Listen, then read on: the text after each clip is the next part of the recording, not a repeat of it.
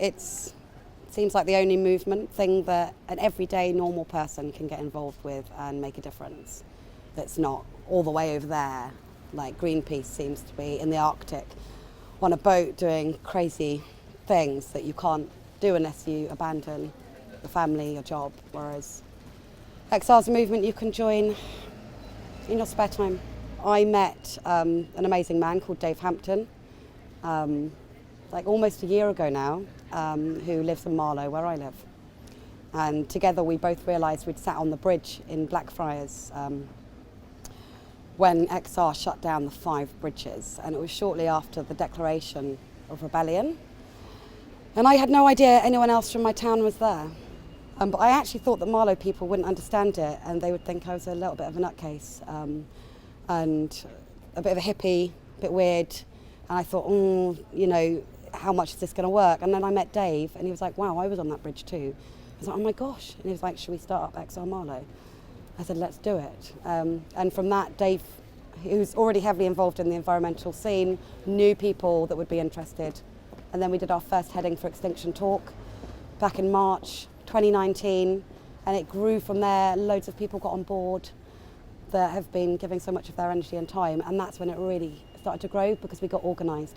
We're in an emergency, and you know, after looking at lots of videos through the years of birds with plastic in their stomachs and rubbish in the ocean and, you know, floods across the world, it can seem quite far away, but we know it's the way that we live, particularly in the UK, that's causing a lot of the devastation, right? We're using up all these resources. Like every time I go to the cafe, like they bring out tea or coffee, or there's like this bottle, or there's this packet, and I'm thinking, where is this coming from? You know, where's it going? You know, and then I think all these cafes in the whole country, in the whole world, you know, it seems, it's mind-blowing. So there's this crisis going on. It's like, we have to do something about it, and I've been wanting to do something about it for some time, and it wasn't until I got involved with XR that I realised we can actually make a difference. We can make a difference. After the first, not the first rebellion, but the April rebellion in London, the UK government or Parliament declared a climate emergency, so it had that effect. And after this October rebellion, the Citizens' Assembly is being formed, right?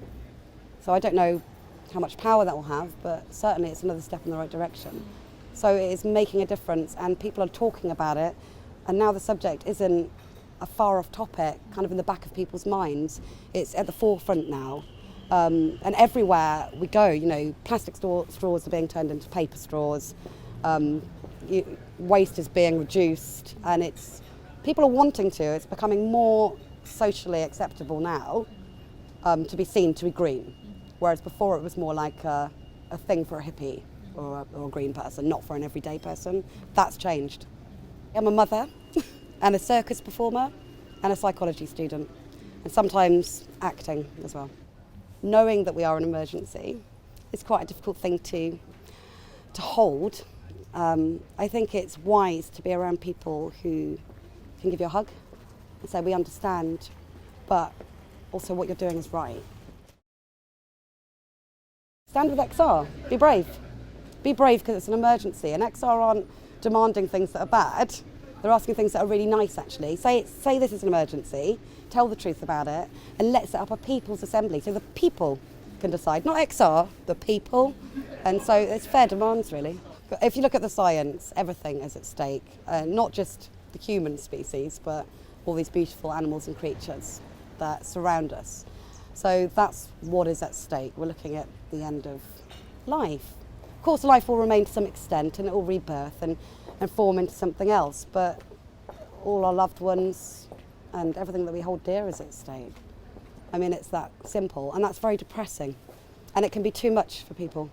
And that's what's hard, I think, is knowing that. But I think let's look at it, because already Extinction Rebellion is making a change. And it shows that when you look at it and you go, oh my gosh, look at what's at stake. What are we going to do? Well, let's force people to see it, you know. And now already people are making changes. Well, let's keep going. Don't let it stop, because we need everything to change in a monumental way. If we stop, it won't. If we carry on going, do you know what? I think it can.